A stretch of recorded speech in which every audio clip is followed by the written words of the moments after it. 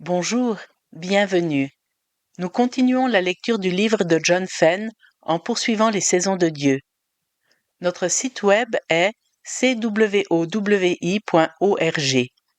Vous trouverez des ressources en français sur cwowi.eu. Et maintenant, place au livre. Jésus recevait des directions et prenait des décisions de la manière très similaire. Dans Jean 11, nous lisons l'histoire de Lazare ressuscité d'entre les morts. Notez les versets 3 à 10. Les sœurs envoyèrent dire à Jésus, « Seigneur, celui que tu aimes est malade. » À cette nouvelle, Jésus dit, « Cette maladie n'aboutira pas à la mort, mais elle servira à la gloire de Dieu, afin qu'à travers elle, la gloire du Fils de Dieu soit révélée. » Or Jésus aimait Marthe, sa sœur, et Lazare.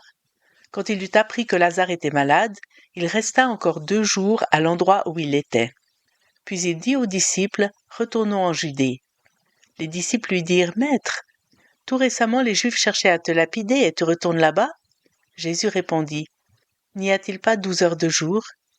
Si quelqu'un marche pendant le jour, il ne trébuche pas parce qu'il voit la lumière de ce monde.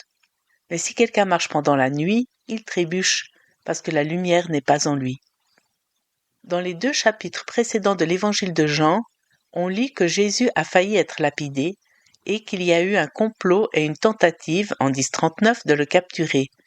Mais il s'est échappé vers l'endroit au-delà de la rivière du Jourdain où Jean a commencé son ministère. C'est là que Jésus apprit que son ami Lazare était malade. Lorsque Jésus a entendu pour la première fois, dans le naturel, la nouvelle de cette maladie au verset 3, « Seigneur, celui que tu aimes est malade », il répondit par la nouvelle dans le spirituel que son Père lui a révélé au verset 4. Cette maladie n'aboutira pas à la mort, mais elle servira à la gloire de Dieu, afin qu'à travers elle, la gloire du Fils de Dieu soit révélée. Jésus recevait l'information naturelle, mais il recevait et croyait plus encore à l'information spirituelle de l'Esprit de Dieu. Recevoir l'information spirituelle avec l'information naturelle est crucial pour avancer au timing du ciel. Ces 2 domaines de connaissance doivent être ensemble dans leur bon timing avant d'agir. Le verset 6 nous dit que, lorsqu'il a appris que Lazare était malade et qu'il a su que le résultat final ne serait pas la mort, il est resté 2 jours de plus où il s'était caché. Une fois que Jésus a reçu une parole d'en haut, que la maladie ne finirait pas par la mort, il importait peu s'il restait 2 jours ou 2 semaines, car il connaissait le résultat. La seule chose qui restait était le moment où la guérison de Lazare serait manifestée et Dieu glorifié. Le verset 7 nous dit qu'après ces 2 jours, Jésus a dit en fait, « Il est temps pour nous de retourner en Judée. » Les disciples au verset 8 ont fait remarquer qu'ils étaient où ils étaient parce qu'ils avaient failli se faire lapider. Alors pourquoi Jésus retournerait-il en Judée ? En fait, le verset 16 rapporte que Thomas, voyant la détermination de Jésus à revenir, déclara « Allons aussi, afin que nous puissions mourir avec lui. » La situation était qu'ils s'échappèrent pour sauver leur vie au-delà du Jourdain, où Jésus apprit que son ami était malade. Jésus était resté caché parce qu'il avait failli être capturé, et il avait reçu la révélation du ciel que la maladie ne serait de toute façon pas pour la mort. Il ne restait donc plus qu'à obtenir le feu vert du Père sur le moment où aller voir Lazare. C'est dans la réponse de Jésus à la question « Pourquoi veux-tu y retourner alors qu'il voulait te lapider ?» C'est dans cette réponse qu'il nous montre comment agir selon le temps du ciel. Il demande « N'y a-t-il pas 12 heures de jour ? Si quelqu'un marche pendant le jour, il ne trébuche pas, parce qu'il voit la lumière de ce monde. » Jésus utilise la lumière naturelle comme exemple d'agir dans la révélation et le temps de Dieu. Toutes les apparences naturelles montraient que c'était un suicide de retourner en Judée, mais selon le timing du ciel, il n'y avait pas de danger d'y retourner.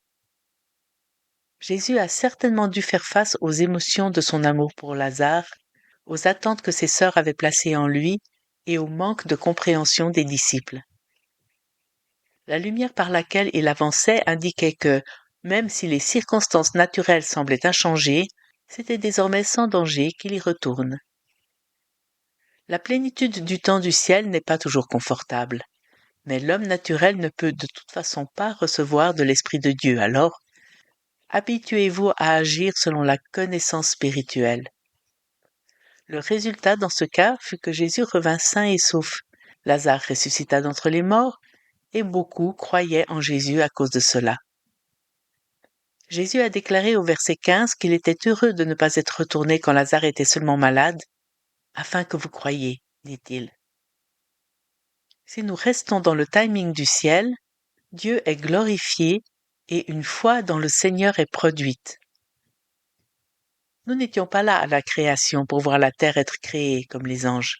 Et pourtant, nous sommes prêts à réorganiser nos vies et faire des choses pour le Seigneur. Mais sommes-nous prêts à agir selon le timing du ciel et attendre la plénitude du temps, que le temps soit venu pour accomplir la destinée de Dieu?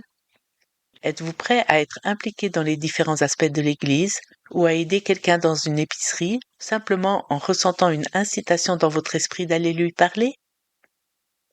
Les anges ne peuvent pas comprendre comment vous et moi allons restructurer nos vies ou prendre des décisions basées sur les directives du Saint-Esprit.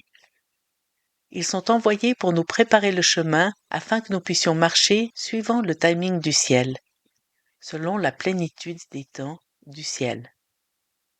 Ayez comme but dès maintenant d'agir selon la plénitude du temps du ciel. Cela peut être un simple ressenti dans votre esprit de sortir du lit un soir et passer du temps en prière. Cela peut être aussi complexe que parcourir la moitié du globe pour aller en mission dans une terre éloignée. Les deux exigent que votre esprit remarque suffisamment le témoignage dans votre esprit pour attirer votre attention et ensuite agir. Suivant Hébreux 5,14, la nourriture solide d'une vie en Dieu est pour ceux qui entraînent leur sens, par raison d'usage, à discerner le bien du mal.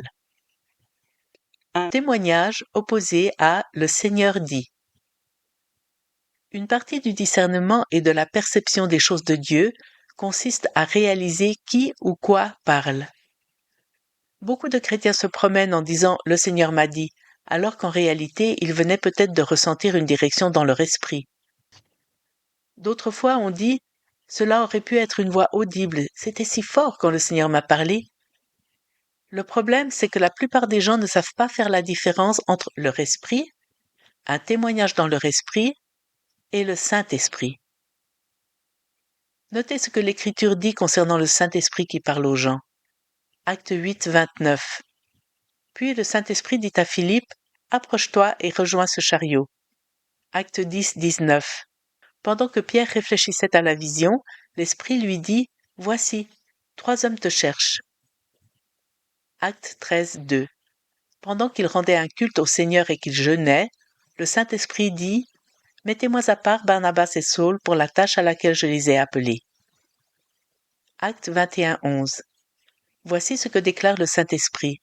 « L'homme à qui appartient cette ceinture, les Juifs l'attacheront de la même manière à Jérusalem et le livreront entre les mains des non-Juifs. » Remarquez que dans chaque cas où le Saint-Esprit parle, les instructions sont très claires et précises. Habituellement, lorsqu'un cher frère ou une chère sœur rapporte ce que le Seigneur leur a dit en disant « Sa voix était si forte qu'elle aurait pu être audible », ils ont expérimenté que le Saint-Esprit leur a parlé. Dans chacun des témoignages que j'ai entendus, j'ai aussi entendu que la personne avait reçu du Seigneur une direction très précise. Comme on peut le voir dans Acte 21, une prophétie peut être délivrée de cette manière. Habituellement, une prophétie n'est pas aussi claire. Selon 1 Corinthiens 14, 3, le don de la prophétie se manifeste dans le but d'édifier, d'exhorter et de réconforter. Il m'est arrivé d'entendre le Saint-Esprit me parler très clairement d'une parole de connaissance ou de quelque chose de nature prophétique dans le naturel, mais la plupart du temps, la parole commence à se former dans mon esprit plutôt que le Saint-Esprit lui-même qui me parle. Voyons comment les anges parlent aux gens. Acte 8, 26.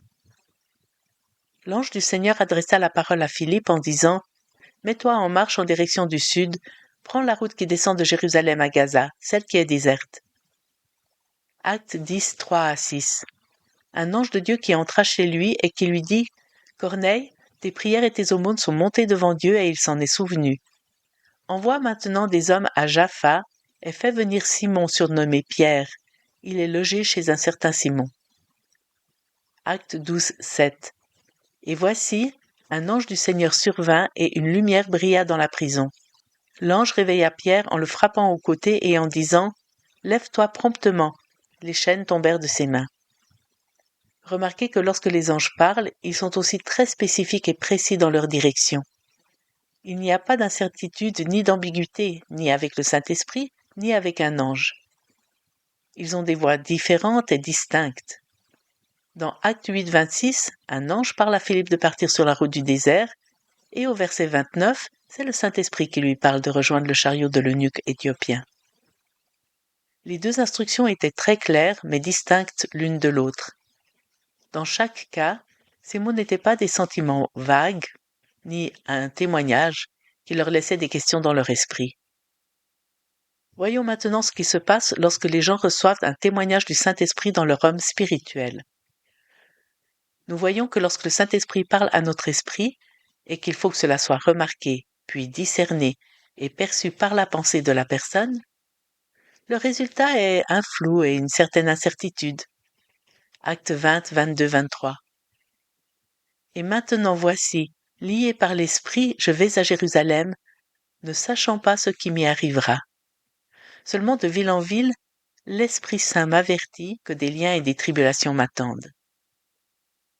Paul dit qu'il ne sait pas ce qui lui arrivera, sauf que le Saint-Esprit témoigne dans chaque ville que des liens et des tribulations l'attendent. Il n'avait pas de détails donnés par le Saint-Esprit, juste le témoignage que des liens et des tribulations l'attendaient. Nous avons une idée de la façon dont le Saint-Esprit lui a témoigné en regardant la réaction des gens en Acte 21, 4. Les disciples poussés par l'Esprit disaient à Paul de ne pas monter à Jérusalem. Remarquez qu'il n'y a pas de « le Saint-Esprit a dit » dans ce passage. Un traducteur l'a traduit de cette manière. Disait à Paul par des impressions faites par l'Esprit. Ils avaient le même témoignage que lui, mais sans détails spécifiques.